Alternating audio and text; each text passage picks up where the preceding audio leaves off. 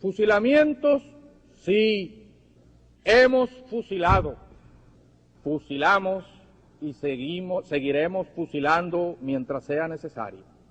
Nuestra lucha es una lucha a muerte.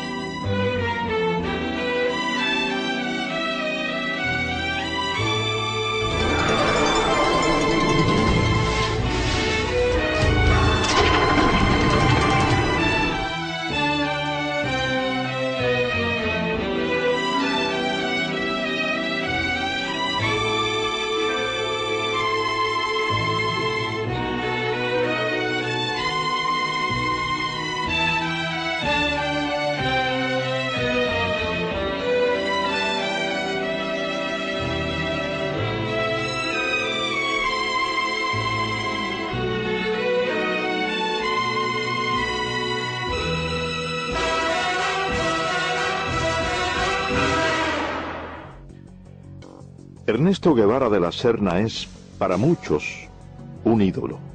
Para otros, solamente el esqueleto de un falso mito que ha tejido el cruzar de la historia. Las anécdotas sobre un joven idealista, luchador infatigable a favor de los necesitados, de un Robin Hood latinoamericano, han sido desmentidas por varios historiadores. Guevara, hasta llegar a Guatemala, no tenía formación ideológica ninguna. Era el aventurero aquel que lo que le interesaba era el juego de fútbol y la indiferencia y la fotografía que tomaba.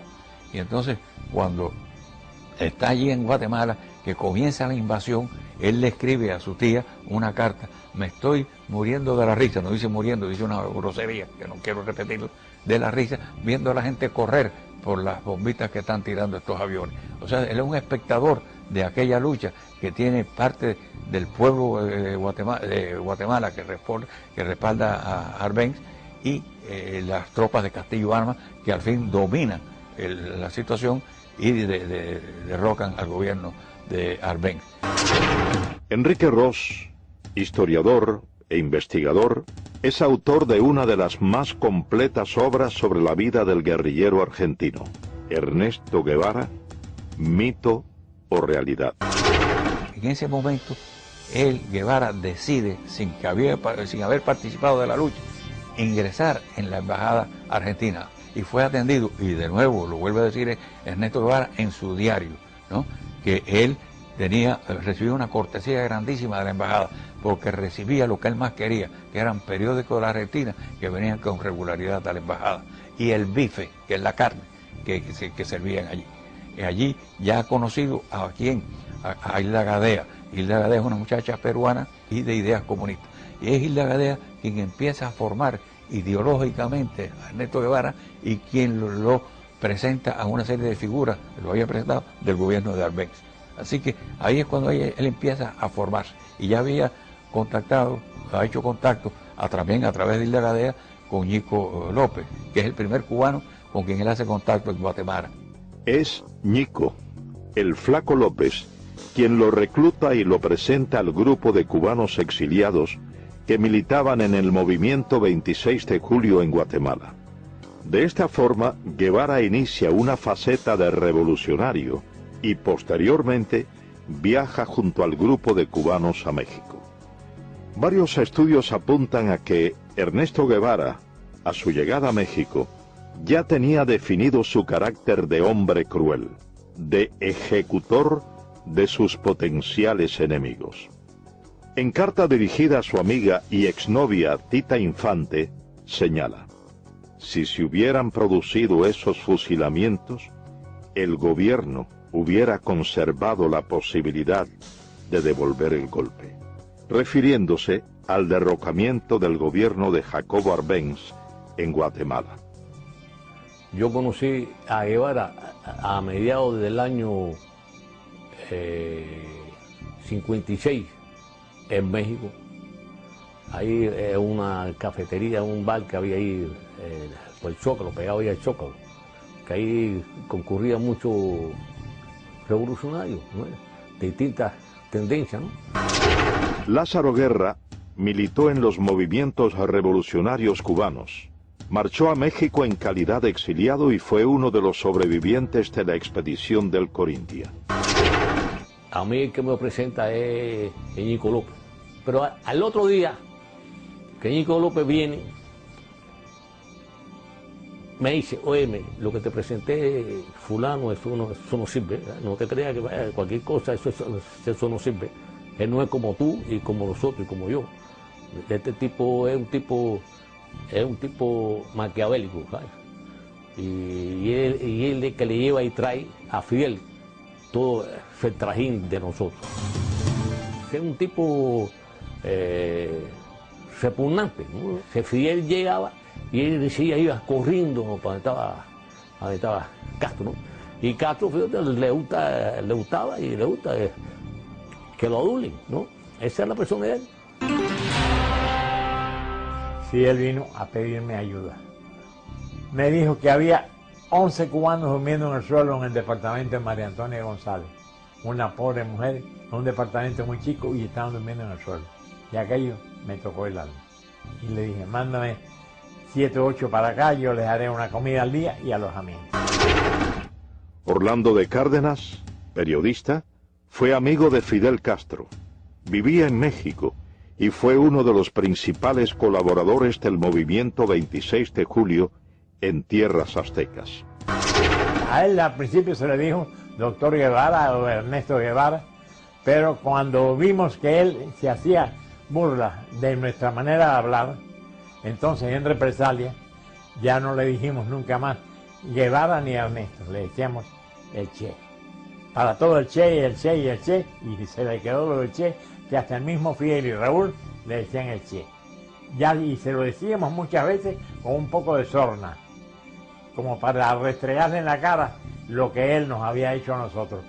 Nunca nos vio completamente como compañeros. Guevara nunca llegó a intimar totalmente con el grupo de jóvenes revolucionarios cubanos. Cuentan quienes compartieron con él el entrenamiento militar en tierras aztecas que su desprecio hacia los cubanos siempre se hacía sentir. Sentimiento que extendía a los negros y al pueblo mexicano, a quienes constantemente menospreciaba. Llegamos a México el 10 de diciembre de 1955 y Fidel me presentó y me dijo, muchachos, este es el coreano, él va a ser nuestro instructor militar. Miguel Sánchez, el coreano, combatió junto a las tropas estadounidenses en la Guerra de Corea. Fue reclutado por Fidel Castro como instructor militar de los cubanos que se entrenaban en México.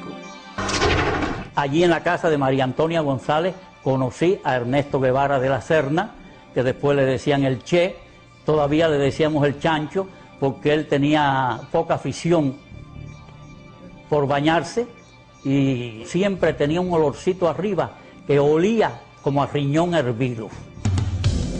Al principio quiso entrar en indisciplina y yo lo paré tranquilamente y le dije, yo estoy a cargo del entrenamiento militar, tú no eres más que un soldado.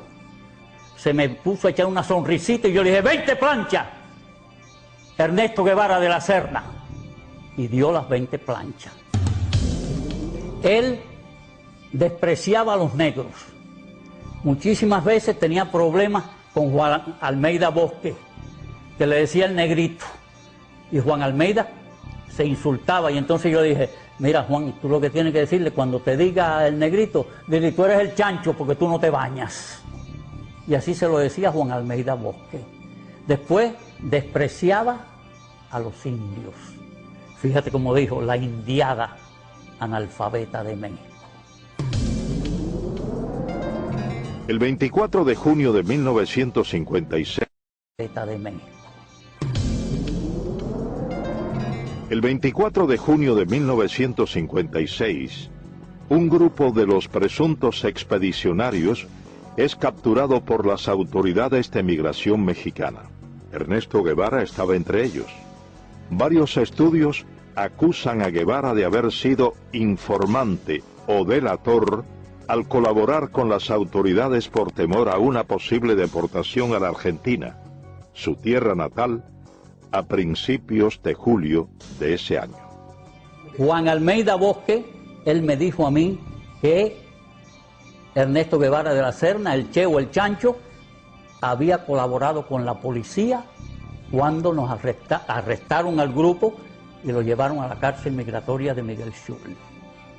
Y él se había puesto en contacto con las autoridades de México para entregar todas las armas del rancho de Santa Rosa de Chalco.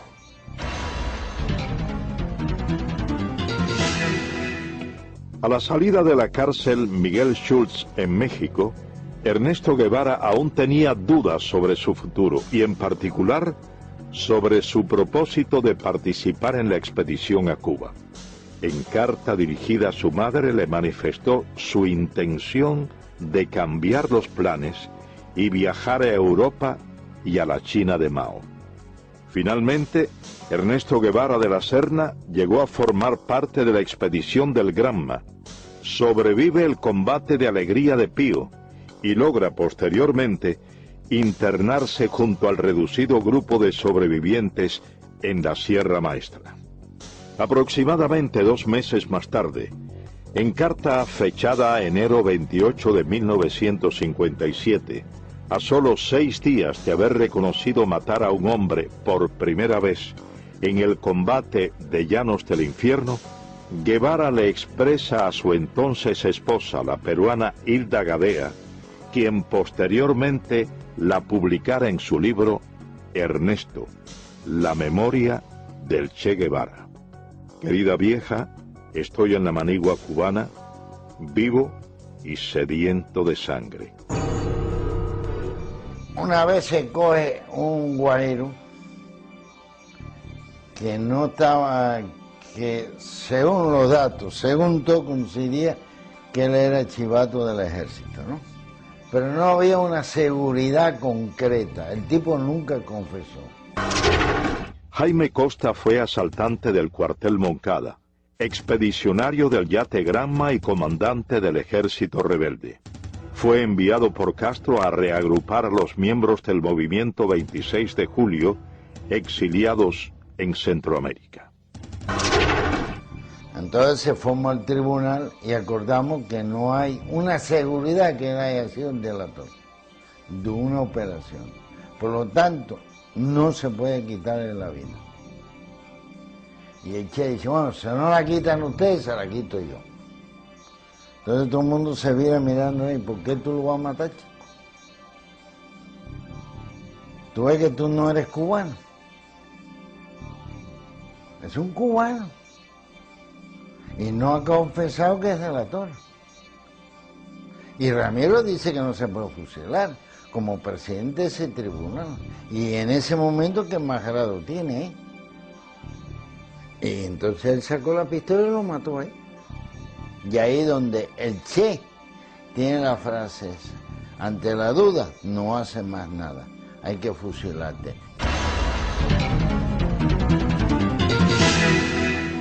De esta forma Guevara asesina personalmente a Eutimio Guerra, un campesino que se había unido al ejército rebelde y posteriormente dirige otras ejecuciones en la Sierra Maestra.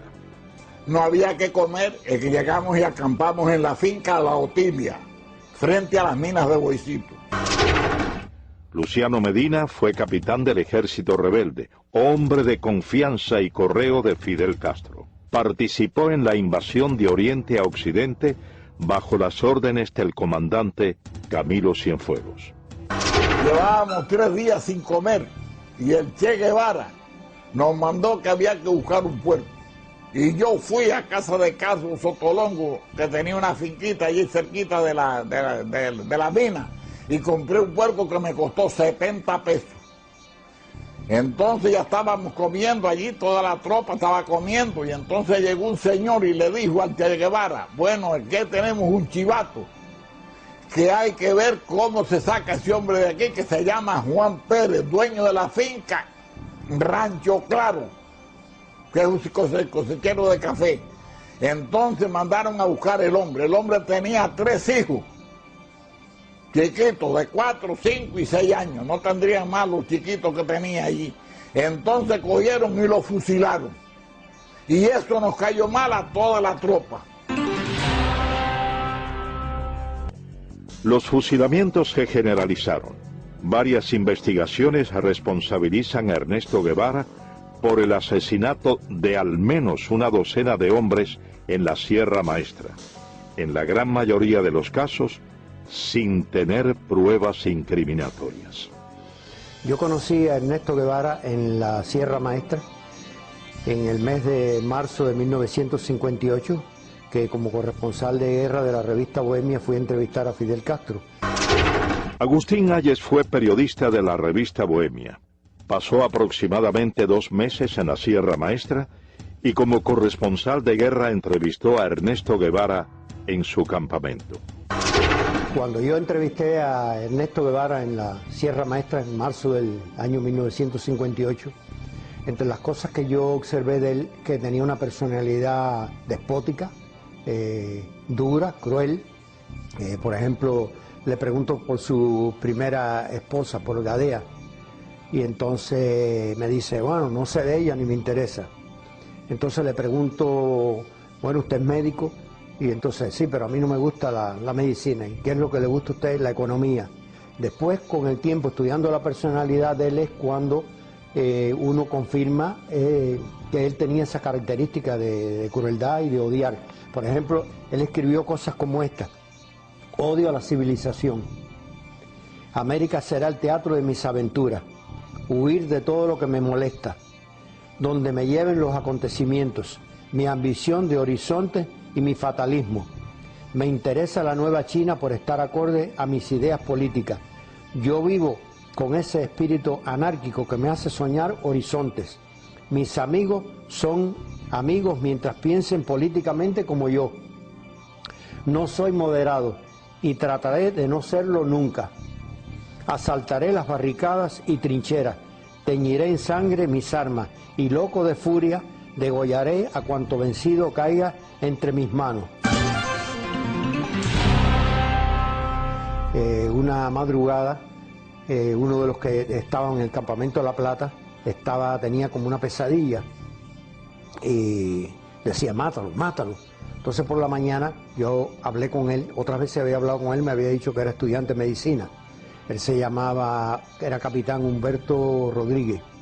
Entonces me dijo que él era el jefe del pelotón de fusilamiento, que allí fusilaban. Entonces me contó una anécdota de eso, de mátalo, mátalo. Era una de las personas que llegó un momento que él dudó y entonces le daban la orden de que tirara y él tiró. Entonces me empezó a contar de que había fusilamiento, que lo mismo fusilaban allí en el campamento de Fidel en La Plata que en el de Che, en la mesa, en la pata de la mesa. En una ocasión me dijeron que iban a haber un fusilamiento, que si yo como periodista quería verlo, yo dije que no. El camarógrafo que estaba conmigo era Guayo, Eduardo Hernández Guayo, le decíamos. Y entonces tampoco fue. Pero sí había muchos testimonios allí de que él fusilaba. Otro de los elementos que caracterizaron a Ernesto Guevara de la Serna fue su inoperancia táctico-militar. A pesar de haber sido nombrado por Fidel Castro como jefe de una de las más importantes columnas guerrilleras, afirman sus compañeros de lucha que Guevara no estaba capacitado militarmente. Yo conocí a Guevara desde antes de ser comandante yo, en la Sierra Maestra. Yo llegué a la Sierra procedente de Costa Rica cuando ya había varios meses de lucha. Y pues nos relacionamos y me tocó hasta estar bajo las órdenes de él por un tiempito, varias semanas, y lo conocí de cerca. Uber Matos fue comandante del ejército rebelde. Tras el triunfo de la revolución castrista, fue jefe militar de la provincia de Camagüey, y luego de su ruptura con Castro, cumplió 20 años de presidio político. Me confesó en cierta oportunidad que bueno, que él de cuestiones militares no sabía nada. Hay una oportunidad en que yo le digo, me mandaron a tus órdenes, tengo que hacer una línea de fortificaciones, la zona esta está bajo tu mando, ¿dónde hago las fortificaciones? ¿Dónde establezco todas las defensas? Y me dice, yo de eso no sé nada, pero hablas bajo tu criterio, pero si tú eres el jefe que vas, la defensa aquí tienes que hacerla de acuerdo con un concepto estratégico, táctico, es decir, tienes que pensar, yo voy a desplegar los hombres aquí, allá, y yo hago las defensas, las líneas de trinchera y los túneles para detener el avance de los tanques y las demás defensas que vamos a cumplir, de acuerdo con el plan tuyo. Dice, yo no tengo ningún plan. Varios textos ponen en entredicho la autenticidad de los diarios de campaña publicados y supuestamente escritos por Ernesto Guevara. Durante el paso de la columna número 8 Ciro Redondo por Camagüey, Guevara y su tropa tienen que huir después de un enfrentamiento con fuerzas del ejército del general Fulgencio Batista, abandonando en el lugar de los hechos toda la correspondencia y los manuscritos del diario de campaña de Guevara en la Sierra Maestra, datos que, posteriormente, fueron empleados por la policía para arrestar a varios colaboradores del ejército rebelde. Me dan la orden a las 8 de la noche que me traslade urgente para Camagüey con mi avión y mis pertenencias. Carlos Lazo es piloto aviador. Fue segundo teniente y piloto de enlace del Ejército de la República. Combatió al ejército rebelde. El coronel Dueñas me dice, ¿a qué hora tú puedes volar mañana temprano? Y le explico que a la hora que quiera. Y me dice, bueno, a las 6 vuelo para un lugar que le llaman Cuatro Compañeros. Allí hay un tiroteo entre el ejército, un grupo del ejército, no eran muchos, eran unos 40 soldados de la Guardia Rural. Allí hay 2 muertos por el agente de Che y heridos, y se mandan a correr, dejan 2 camiones. En uno de los camiones tenía toda la correspondencia, todo el diario de Che, el cual yo leí bastante. Hablaba todo y que había cooperado en Camagüey y que la mayoría no cooperaba, que era una provincia completamente latifundista, entre paréntesis, lo ponía así, y comprometía a cantidad de personas, no solo de Camagüey, de otras provincias. Muchos pertenecían, pero muchos, al Partido Comunista del pueblo que ellos hablaban, de Guaymaro, de Baraguá, de Florida, de todos esos lugares. Varias anécdotas y documentos reflejan el carácter despótico de Ernesto Guevara hacia sus subordinados. Guevara acostumbraba a humillar a los hombres bajo su mando. Yo me incorporo a la columna en un campamento que se llama El Algarrobo.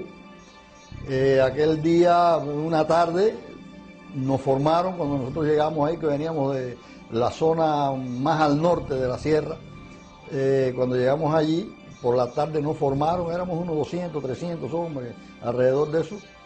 Y ahí vino Guevara y nos habló. Eduardo Pérez fue primer teniente del ejército rebelde. Se incorporó en las villas a la columna número 8 Ciro Redondo, que comandaba Ernesto Guevara. A nosotros nos mandan a la zona que va entre Fomento y El Pedrero, en un lugar un poquito más adelante de un lugar que se llama Cipiabo. Empezamos a combatir de acuerdo con las órdenes que teníamos, no nos habían situado todos éramos bisoños ahí, no nos habían situado ningún personal experimentado. El primer día, en el primer combate, cuando llevábamos 2 o 3 horas combatiendo, vimos que allí no había posibilidad de resistir, nos retiramos y hicimos una línea de resistencia como 1 kilómetro más atrás. Ahí mandaron a alguna gente experimentada, 4 o 6 gente experimentada, entre ellos Rogelio Acevedo, los mandaron a esa línea de combate y ahí estuvimos combatiendo 3 días continuados. En esos 3 días no recibimos comida, no recibimos nada, y en el tercer día viene Camilo, que traía unas armas de Yaguajay, y vino hasta el Pedrero.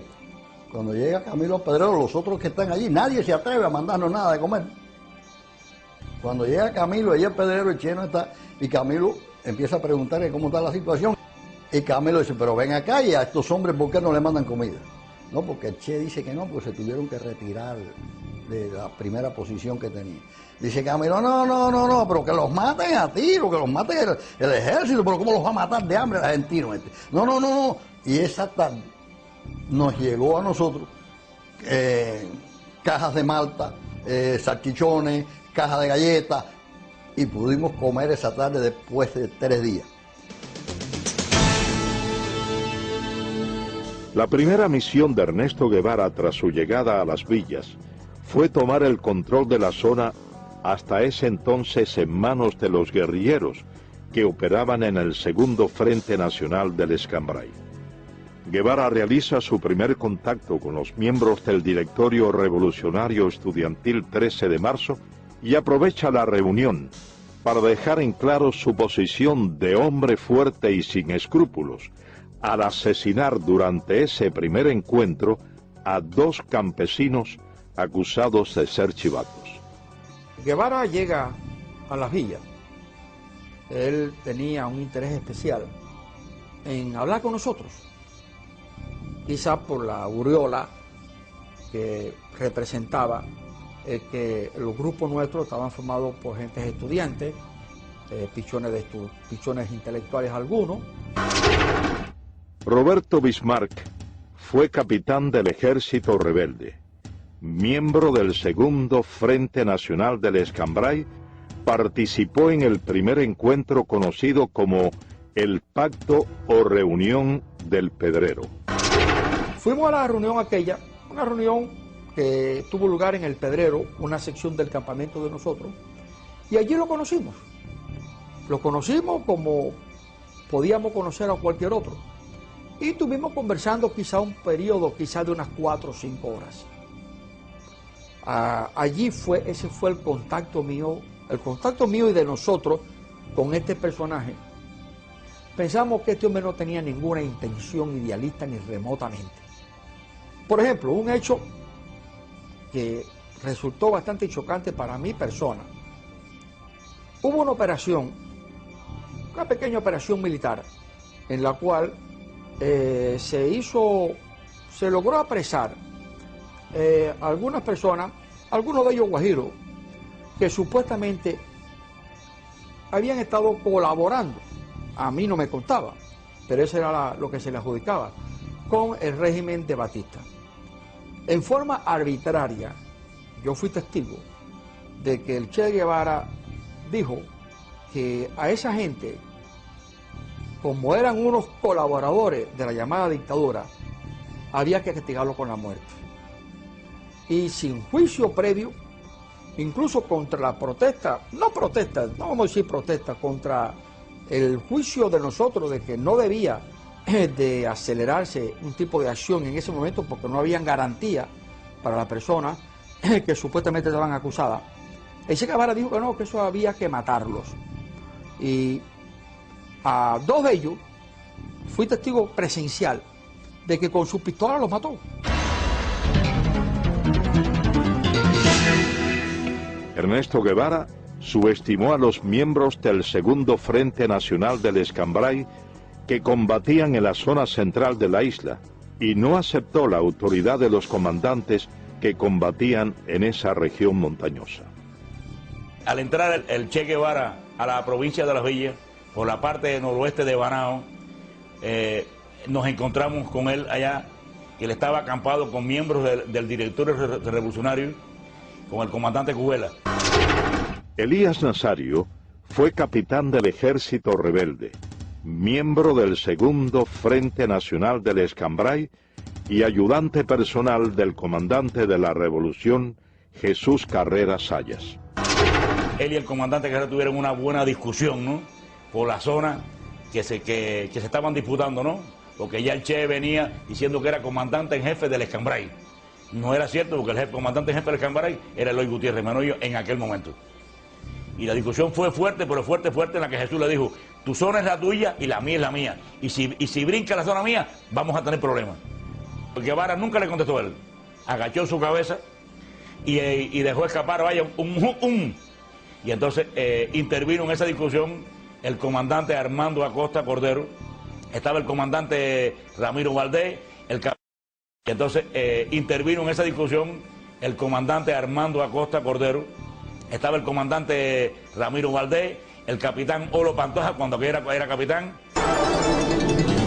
Es precisamente el fusilamiento del comandante de la Revolución, Jesús Carrera Sayas, uno de los hechos que resaltan el carácter vengativo de Ernesto Guevara de la Serna.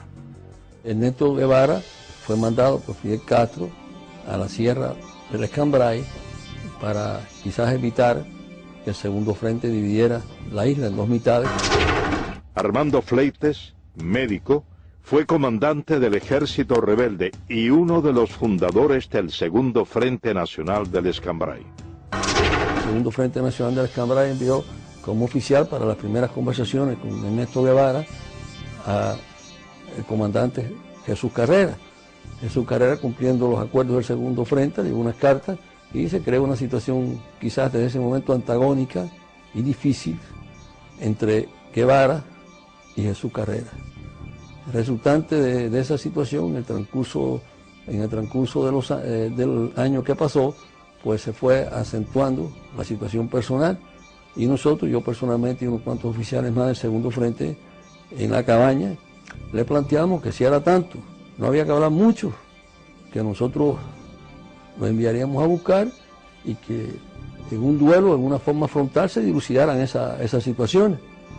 Entonces dijo que no tenía intenciones en tener un duelo ni tener una cosa con Carrera. Entonces dijimos, bueno, si es esa situación, pues ya vamos a dar este episodio por terminado, ¿no? Y sin embargo, por órdenes del Che Guevara con Fidel Castro, es que prenden a Jesús Carrera. Y más tarde Jesús Carrera es fusilado, precisamente, por la persecución y por la venganza, el odio, el resentimiento y la cosa de personalidad. No quiso dilucidar como dilucidan los hombres en un frente de combate o en un duelo, sino veló la oportunidad y por la espalda lo lleva, tenía todo el poder y por la espalda le cuesta la vida. Entre las hazañas injustamente atribuidas a Ernesto Guevara de la Serna está la toma en la ciudad de Santa Clara de un supuesto tren blindado. Varios de los protagonistas de ese hecho contradicen lo expuesto por el régimen castrista y manifiestan que todo lo orquestado, más que una proeza militar, fue una traición a una negociación ya acordada por el Segundo Frente Nacional del Escambray con oficiales del ejército de Batista. El tren blindado fue una acción de traición del Che Guevara al Segundo Frente Nacional del Escambray. Lázaro Asensio, abogado y periodista, fue comandante del ejército rebelde y miembro del Segundo Frente Nacional del Escambray. Las tropas nuestras estaban peleando en la zona de Manicaragua y de Cumanayagua. Y el señor Cuso Gómez fue a verme para venir a avisarme de que el tren blindado, el famoso tren blindado, estaba dispuesto a entregarse a el Segundo Frente Nacional del Escambray. Las condiciones eran muy sencillas. El tren blindado, los elementos del tren blindado, los soldados del tren blindado iban a entrar por la zona del acueducto de Santa Clara y allí nos iban a entregar las armas con el compromiso de que ellos se quedaban allí sin pelear contra sus compañeros. Pero por filtraciones que sucedieron, el Che se entera de esa posibilidad y entonces, ¿qué es lo que hacen ellos? Atacan al tren blindado antes que darle la oportunidad que el tren blindado se entregara a nosotros y ahí se produce el ataque de Santa Clara. Es precisamente a raíz de la entrada a la ciudad de Santa Clara de la columna número 8 Ciro Redondo, comandada por Ernesto Guevara, cuando comienzan las ejecuciones indiscriminadas, tal y como había ocurrido en la Sierra Maestra. Guevara ordena, sin la realización de procesos judiciales, el fusilamiento de varias decenas de personas supuestamente acusadas de haber cometido crímenes o de ser delatores del depuesto régimen. El primero que entra en Santa Clara, la ciudad estoy hablando, es el Che. Y Félix Torres, un viejo comunista de las villas, le va diciendo al Che quién eran los chivatos de Batista. Y el Che, sin más ni menos, los va cogiendo, sin interrogar, y los va matando. En eso entra el segundo que entra en Santa Clara, es Camilo. Y entonces Camilo tiene una expresión, coño, pero aquí se han bañado en vez con agua, con sangre, porque donde quiera hay un muerto tirado en una esquina. Han acabado con este pueblo.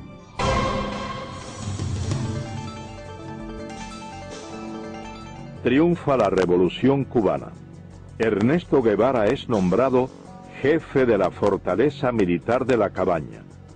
Guevara lanza un feroz operativo contra todos los militares del depuesto régimen. Se crea la llamada Comisión Depuradora. Estuve trabajando en la fortaleza de La Cabaña a las órdenes de Ernesto Che Guevara, que era el jefe militar de esa fortaleza. Napoleón Vilaboa había sido miembro del movimiento 26 de julio. En enero de 1959 comenzó a trabajar en la llamada Comisión Depuradora en la fortaleza de La Cabaña, bajo las órdenes de Ernesto Guevara. La Comisión Depuradora es un organismo que se crea, lo crea el gobierno de Fidel Castro, con el pretexto de depurar las Fuerzas Armadas en Cuba. Claro, el fin de esto era simplemente implantar el terror revolucionario en Cuba mediante los fusilamientos. Esos fusilamientos eran una cosa arbitraria, porque los infelices que llevaban allí ya estaban previamente sentenciados a muerte, como en el caso, por ejemplo, del primer teniente José Castaño, que había sido jefe del BRAC y que fue asesinado personalmente por el Che Guevara en su propia oficina, y contra el cual no había ningún tipo de pretexto legal para poder fusilar, porque este señor ni había matado ni había torturado a nadie durante el régimen de Fulgencio Batista. Mi padre fue asesinado por Ernesto Guevara el 7 de marzo de 1959. La razón por la cual Ernesto Guevara mata a mi padre es por la razón de que mi padre tenía un extenso conocimiento sobre las actividades comunistas en Cuba. Desde hacía 2 o 3 años, mi padre era el segundo jefe, primeramente del Servicio de Inteligencia Militar y después del BRAC, que era el Buró de Represión de Actividades Anticomunistas. Mi padre poseía uno de los mejores archivos de todo el sistema comunista que funcionaba en aquel entonces en todo Centro y Suramérica. Las condiciones en las que fue asesinado, él estaba preso en La Cabaña desde hacía aproximadamente 3 meses, y cuando llegó el juicio, que se hizo el 6 de marzo, se hizo un juicio que prácticamente no tenía sentido. El tribunal lo sentenció a muerte aproximadamente a medianoche, y entonces se hizo una evaluación del caso de Castaño y se mandó una, podemos decir, una comisión para que se hablara con Fidel Castro en ese momento para que no se matara al teniente Castaño, ya que el teniente Castaño no tenía ningún muerto ni ninguna persona que haya sido herida o maltratada por él. Cuando Fidel se comunicó con Ernesto Guevara le dijo que ya era muy tarde, que la orden ya había sido hecha por él, y él en su despacho primeramente lo interrogó, lo maltrataron físicamente, y como no se podían poner de acuerdo de ninguna forma, el Che Guevara, dándole una vuelta a la oficina con su pistola, le dio 2 balazos en la cabeza. A Ernesto Guevara se le atribuye el fusilamiento de varios centenares de hombres, en su mayoría miembros del antiguo régimen, durante los aproximadamente 4 meses que estuvo al frente de la fortaleza militar de La Cabaña. El Che tenía solamente una divisa: ustedes están aquí para pasar los expedientes rápido. La comisión está trabajando muy lentamente y nosotros tenemos que ir juzgando a todos estos criminales lo más rápido posible. José Vilasuso, abogado, comenzó a trabajar en enero de 1959 bajo las órdenes de Ernesto Guevara como instructor de expedientes en la llamada Comisión Depuradora. Me llamó la atención la forma como él me adoctrina, ¿verdad? La forma como él me dice lo que tiene que ser mi trabajo. Dice, mira, aquí esto es un tribunal muy sencillo, todo lo que ustedes tienen que hacer es instruir los expedientes. El oficial investigador siempre tiene la razón, siempre dice la verdad.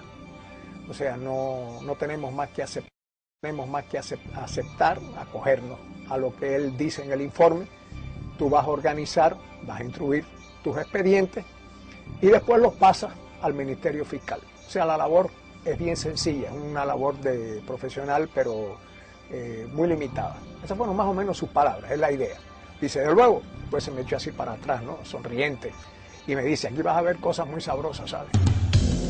Guardé silencio y al día siguiente comencé a trabajar. Allí se generalizaba con un eslogan político. Son asesinos, son criminales, pertenecen a una dictadura, tienen que ser ajusticiados. Eran hombres que no vamos ahora a juzgarlos, ¿verdad? Pero no nos correspondía a nosotros ejecutarlos. Yo preparando la sentencia y él pues dirigiendo el paredón.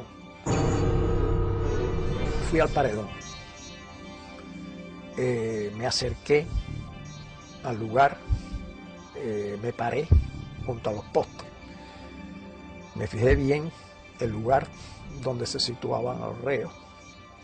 Efectivamente el paredón estaba a la espalda y más o menos lo que era la altura del pecho a la cabeza, pues se veían los impactos de las balas, ¿no? En una línea recta. La sangre coagulada a los pies, porque claro, se sacaba el cuerpo inmediatamente después de la ejecución, pero aquello quedaba tinto en sangre. Ahí estuve mucho rato, imaginando qué es lo que es un hombre parado, amarrado a un poste, y 6 hombres que no lo conocen, a quienes nada le hizo, quien por la razón de vestir un uniforme distinto va a ser ejecutado. Sin la presencia de pruebas incriminatorias, sin la posibilidad del ejercicio de una defensa justa, cientos de hombres fueron condenados a la pena de muerte por fusilamiento mediante sentencias preestablecidas en los denominados juicios sumarísimos. Ernesto Guevara preparó a muchos de sus hombres de confianza, quienes dirigieron o firmaron las ejecuciones a lo largo y ancho de la isla, con la misma falta de escrúpulos que su jefe. Y estoy en el despacho del jefe del regimiento de Santa Clara, que era Ramiro. Pero Ramiro no funcionaba ahí. Ramiro se pasaba, yo no sé en qué andaba, pero no estaba en el despacho. El que estaba era Olo. Con Olo Pantoja yo tenía buenas relaciones, yo me llevaba muy bien con Olo, tenía un gran aprecio. Orlando Olo Pantoja fue capitán del ejército rebelde. Fue hombre de la entera confianza de Ernesto Guevara. Murió en Bolivia como miembro de la guerrilla guevarista. Entonces yo estoy en el despacho, sentado y conversando con Olo, y diciéndole que tiene que licenciarme, que si no, que me vayan a coger preso, porque a mí el ejército no me interesa. Me dijo, está bien, vamos a licenciarte, y mandó a uno allí que me hiciera los papeles. Entonces entra un soldado y le da un papel y le dijo, mira, eso de las crucecitas son los que van a fusilarse mañana. Y yo voy y me pongo por detrás de él porque había amistad. Y le digo, ven acá, Olo, y esa gente ya lo jugaron. Y dice, no, eso lo van a jugar esta noche. Digo, pero ¿cómo se lo van a jugar esta noche? Ya saben que van a fusilar mañana. Dice, bueno, eso es así. Estando yo unos 15 días preso en la cabaña, me llaman por los altavoces del penal a la oficina y me encuentro allí con Aleida March y con Ernesto Guevara. Ernesto Guevara caminando por todo aquel pasillo con las manos a la espalda y yo sentado con Aleida March. Roberto Martín Pérez, amigo de la infancia de Aleida March, segunda esposa de Guevara, fue dirigente de la conspiración de Trinidad y cumplió 28 años de presidio político en Cuba. Y de buenas a primeras ese individuo se me para enfrente y me dice: a ti hay que fusilarte. Yo tenía antecedentes de que Ernesto Guevara en muchas ocasiones anteriores había sacado a los hombres de ahí presos y los había fusilado sin un previo juicio. Así que no me extraño nada de esta bravuconada de este hombre. En las gestiones que estábamos haciendo para tratar de salvar a mi hermano antes del juicio final, yo había ido a la cabaña con el ingeniero Viamonte, que trabajaba conmigo en la compañía de electricidad, a ver a Guevara, ya que él había estado asado con él en la sierra. Entonces Guevara lo recibió muy bien, allá con las patas encaramadas arriba de un escritorio, sin zapatos, rascándose los chicotes ahí como si fuera no sé ni qué. A mí me causó muy mala impresión. Me vi la cara de hipócrita, de sinvergüenza que tenía, desde luego. Entonces el ingeniero le empezó a explicar. Y él le dijo: no, aquí no hay toalla para nadie. Dijo: no, no es cuestión de toalla, es cuestión de que están cometiendo un error. La revolución está cometiendo un error y es un inocente, muchacho joven. Y no. Él vestía el uniforme de Batista, decía. El uniforme azul de Batista, que no era de Batista, era de la República. Pero no hay toalla para nadie. Casi que nos botó de allí, desde luego. Y se dirigió a uno que tenía al lado y le dijo: oye, encarga tres cajas más que estos van para allá. Uno de los elementos más distintivos del carácter criminal de Ernesto Guevara fue su desprecio, no solo hacia los hombres y mujeres condenados por él, a quienes consideraba sus enemigos, sino también a los familiares de estos. Este incidente durante un día de visitas a los prisioneros en la fortaleza militar de La Cabaña da prueba de ello. Aquella parte estaba lleno de mujeres, unas que iban a ver a los esposos, otras a los hijos, otras a los hermanos. Y entonces en eso abrieron la puerta de atrás y todas las mujeres se arrimaron a ver, y que saliera una máquina. Entonces las mujeres todas rodearon la máquina y empezaron a decirle que qué pasaba, que por favor que los dejara entrar a ver a sus familiares, que hacía días que no lo veían, que le llevaban comida y le llevábamos de todo. Y entonces él, eso sí, nos miró con una cara de estúpido y nos dijo: están castigados y hoy no hay visita para nadie. Al decir eso, todas las mujeres empezaron a gritar y empezaron a coger el carro y a darle por un lado y por el otro y por el otro, y lo movían todo. El chofer le dijo: sube a la ventanilla, y él eso así lo subió, y entonces llamó por teléfono y vino una patrulla de soldados de esos con una fusta y a todo el mundo le empezó a dar. Tras aproximadamente 4 meses al frente de la fortaleza militar de La Cabaña, Ernesto Guevara ocupó varios cargos durante el comienzo de la Revolución Cubana. Primero, fue presidente del Banco Nacional de Cuba y posteriormente ministro de Industrias. En todos estos, primó su incapacidad profesional y una constante: sembrar el terror como base o medio para el sometimiento. Yo conocí a Ernesto Guevara en el año 1959, cuando Felipe Paso, que con la revolución lo nombraron presidente del Banco Nacional, me citó para diseñar lo que hoy es el Hospital Efigenia Mejeira, ¿no? Nicolás Quintana, arquitecto, fue designado para diseñar el edificio del Banco Nacional de Cuba, posteriormente transformado en el Hospital Hermanos Almejeira. Cuando Ernesto Guevara sustituye a Pasos en el Banco Nacional, lo primero que hace, como que éramos los arquitectos del edificio, nos invita a mi socio Miguel Ángel Moenque y a mí. Yo me encuentro a este señor en el despacho donde tantas veces yo había ido, ¿no? Cuando Felipe estaba, con los pies arriba de las mesas, una bota se la había quitado, las medias estaban rotas y me acuerdo todavía como si fuera hoy los dedos que se meneaban, ¿no? Y a mí aquello me pareció una cosa kafkiana, ¿no? Porque me pareció increíble que el presidente del Banco Nacional de Cuba fuera ese personaje estaba sentado allí. Entonces su primera frase fue: usted es burgués, ¿no? No sé por qué, la cogió conmigo, ¿no? Yo dije: no, comandante, yo no soy burgués. Ah, ahora usted es revolucionario. No, no, yo no soy revolucionario. Burgués era mi bodeguero. Yo soy gran burgués. Nací con una cuchara de plata en la boca y me he pasado la mitad de mi vida trabajando para ayudar a los que nacieron sin ella. Por lo tanto, tengo la moral para poder hablar. La respuesta fue: usted tiene 3 alternativas. Y me metió los dedos en los ojos. Una alternativa es que usted se va de Cuba. La segunda alternativa son 3. Es que usted se va de Cuba.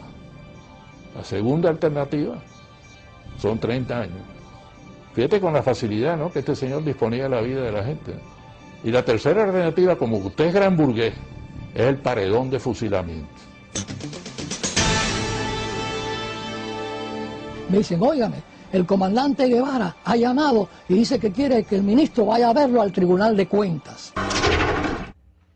José M. Illán, economista, fue subsecretario de Hacienda y miembro del primer gabinete ministerial de la Revolución Castrista en 1959. Y me dicen: bueno, mire, yo estoy aquí reunido con la Asamblea de los Cultivadores del Tabaco. Nosotros le decíamos los tabaqueros. Y ellos tienen un problema grave. Ellos no pueden pagar los impuestos. Hay que suprimir ese impuesto que ellos tienen que pagar. En ese momento yo me olvidé de que era el comandante Guevara y de que era comandante de la revolución y que era un tipo de tira-tira y que estaba matando gente en la cabaña, y simplemente actué como el profesional que era. En todo el tiempo que estuve frente a ese caballero, en ningún momento me insinuó que nos sentáramos a hablar. En ningún momento movió su mano, y yo tampoco la mía, para estrechar mi diestra. Y su desplante era absoluto ante un civil, un cubano más, que venía aquí y que se había atrevido a decirle que no a lo que él había propuesto. Pero como él no sabía de lo que estaba hablando, era la técnica que muchos de ellos usaban y la gente por miedo no se le enfrentaba. Yo estuve involucrado con Fran País en la lucha contra Batista y durante esa lucha conocí al Che Guevara. José Pepín Pujols fue miembro del movimiento 26 de julio. Fue llamado por Guevara para colaborar como supervisor de la planta de níquel y cobalto de Moa y práctico de puerto. Entonces, él, que ya nos conocíamos, me encomiendan la labor de ir a Moa para hacer un reporte y preparar el puerto para recibir todos los petroleros, todos los barcos. Y cuando yo vuelvo en una de las tantas reuniones que tuvimos en La Habana, entró un ayudante del Che con un montón de papeles y se quedó parado. Entonces el Che le dijo: ¿qué quieres? Le dice: pasa que estos son revolucionarios. Los papeles eran los fusilamientos del día siguiente. Él cogió todos los papeles, los firmó sin mirar, porque no importaba quién fusilaba, había que fusilar para sembrar el terror. Entonces muchos de los ingenieros jóvenes hablaban con él bajo la intimidación que tenía, de esa arrogancia, de decirte: la revolución no tiene a menos fusilar al mejor de los comandantes, así que no es nada fusilar al mejor de los ingenieros. Todo el mundo trabajaba bajo esa presión de no equivocarte. Entonces tú te limitabas a hacer las cosas en la manera más segura. Como práctico de puerto, es un riesgo entrar un barco de noche. Pues no, cerré el puerto y el barco se tenía que quedar esperando allá afuera, que le costaba, incrementaba el costo de demoras. Pero todo el mundo empieza a trabajar con temor. Ernesto Guevara de la Serna, a pesar de ser tan cruel y despiadado con sus enemigos políticos y practicar el despotismo en exceso y en ocasiones la indiferencia con sus subordinados, siempre sintió temor al enfrentar a Fidel Castro. Varias investigaciones muestran que desde el primer encuentro entre ambos en Ciudad de México en 1955, Guevara mostró ese sentimiento y Fidel Castro, al constatarlo, llegó hasta abusar del guerrillero argentino. Mientras yo esperaba allí en el tercer piso, hablando con Fidel, ese día que me empezó a preguntar cómo andaban las cosas, y yo igual. José Ignacio Rasco, abogado, compañero de Fidel Castro durante 11 años de la etapa estudiantil, fue llamado por este a colaborar con la revolución en el año del triunfo insurreccional. Y en eso llega el Che Guevara, y el Che Guevara le dice algo a Fidel que había que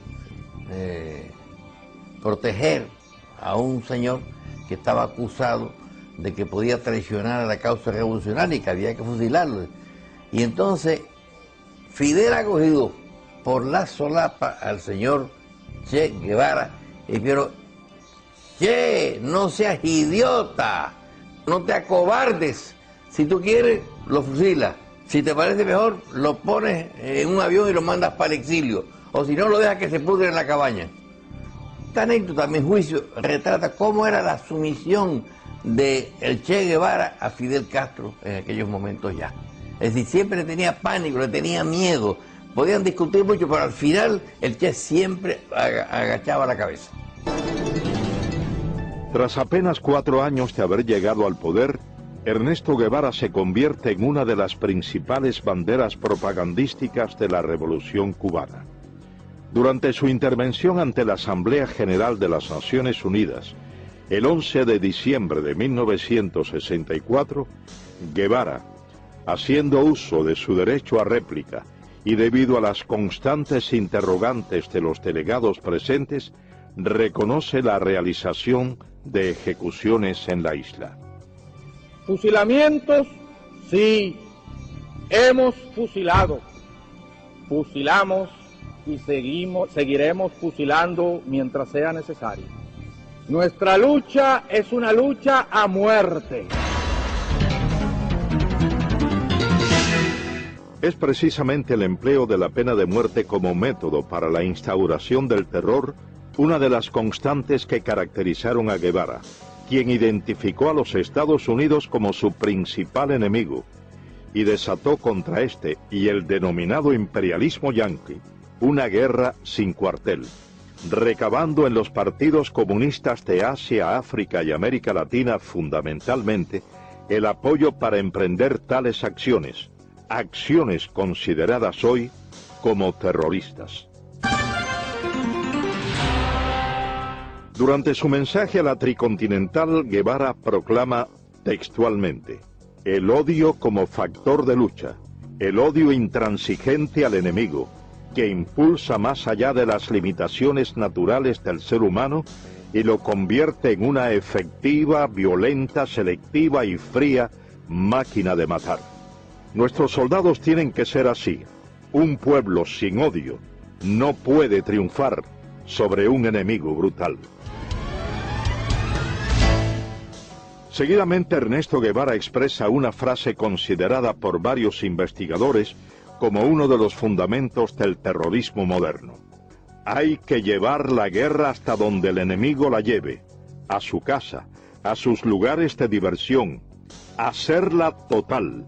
Hay que impedirle tener un minuto de tranquilidad, un minuto de sosiego fuera de sus cuarteles, y aun dentro de los mismos, atacarlo donde quiera que se encuentre, hacerlo sentir una fiera acosada por cada lugar que transite.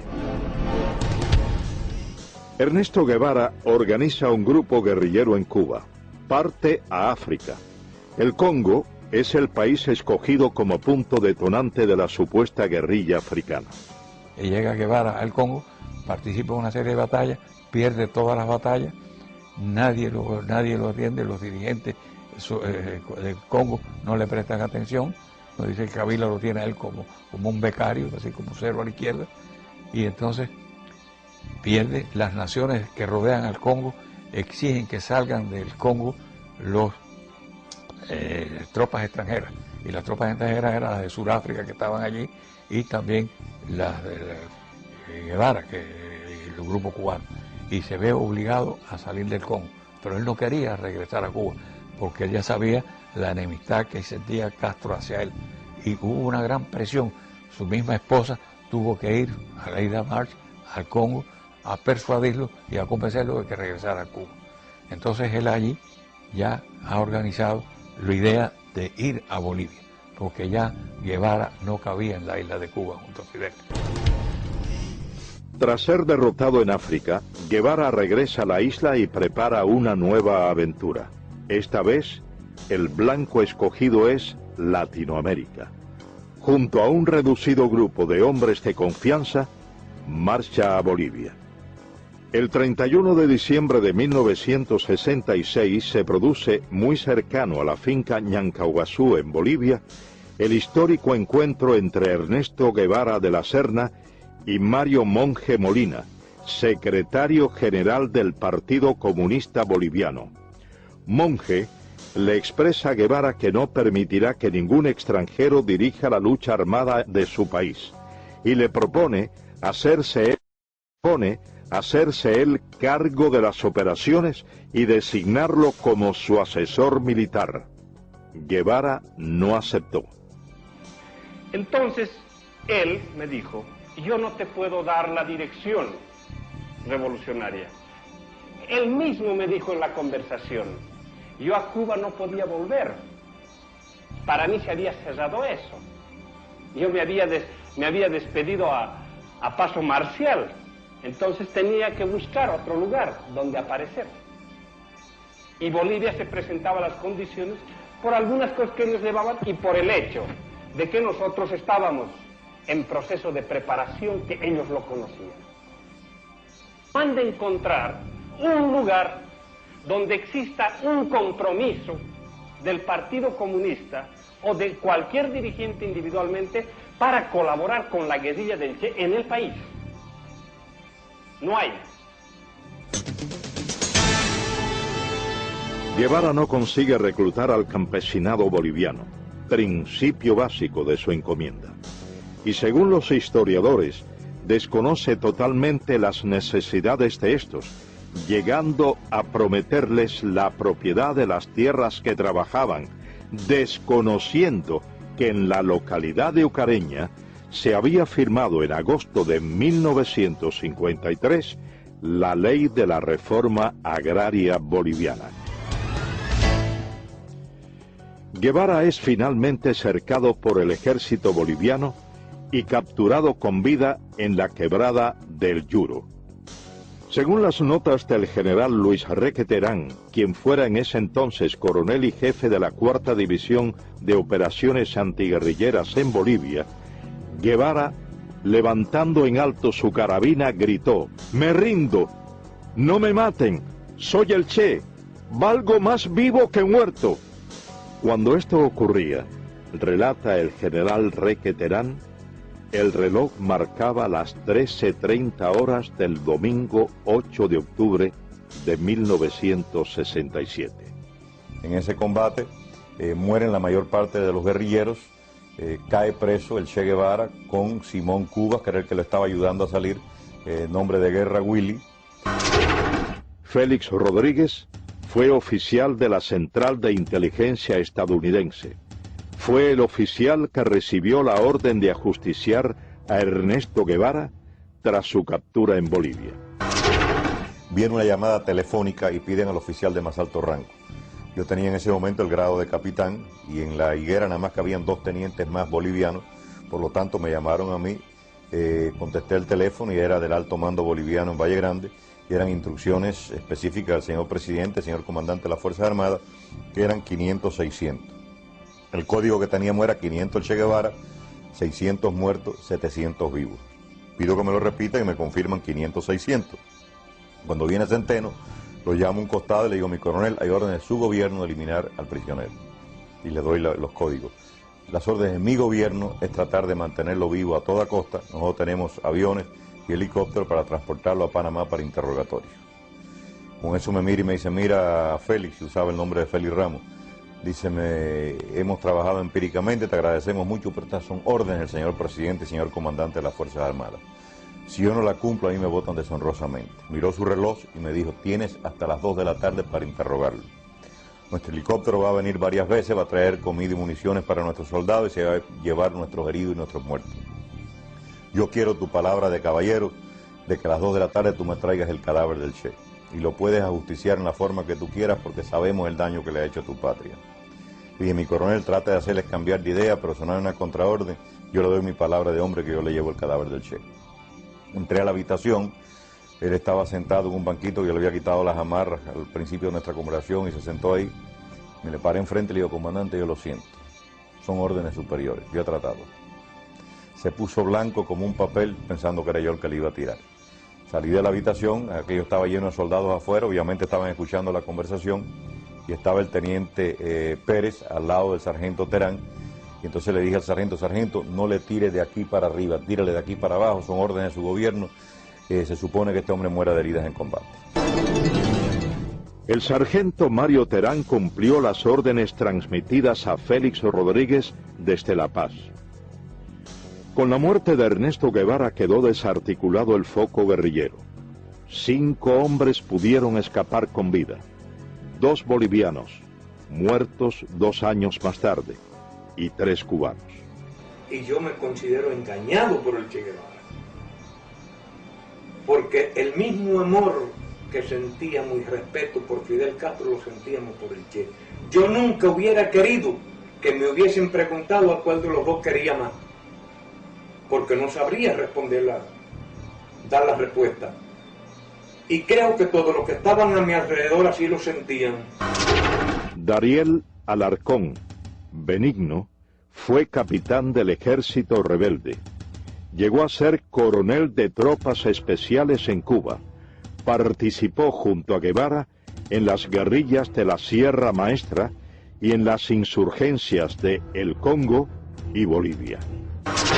En la mayoría del pequeño grupo que habíamos allí, cubanos, todos habíamos pasado academias militares y que estábamos preparados ya militarmente. Yo, que era uno de los más brutos, ya podía dirigir una división.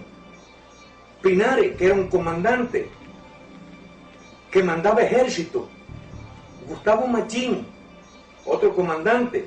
Bilbo Acuña, otro comandante. Todos éramos reclutas. Ninguno podíamos tomar la decisión aún ni de situar una posta.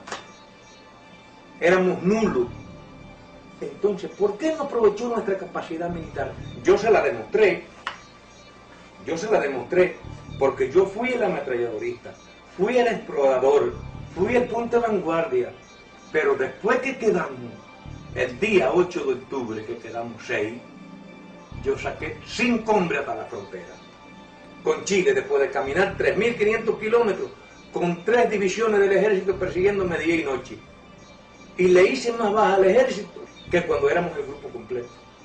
Rompimos 14 cercos al ejército y perdí un hombre, pero atravesamos la selva y atravesamos el altiplano y salimos a Chile.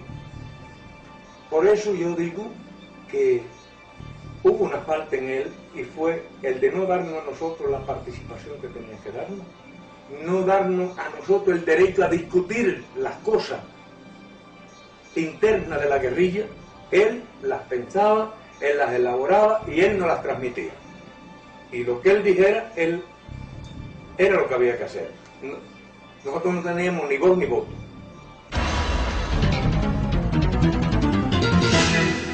Ernesto Guevara de la Serna finalizó su aventura como guerrillero en La Higuera el 8 de octubre de 1967. A casi 4 décadas de su muerte, para unos queda el mito, para otros solo el recuerdo de una pesadilla.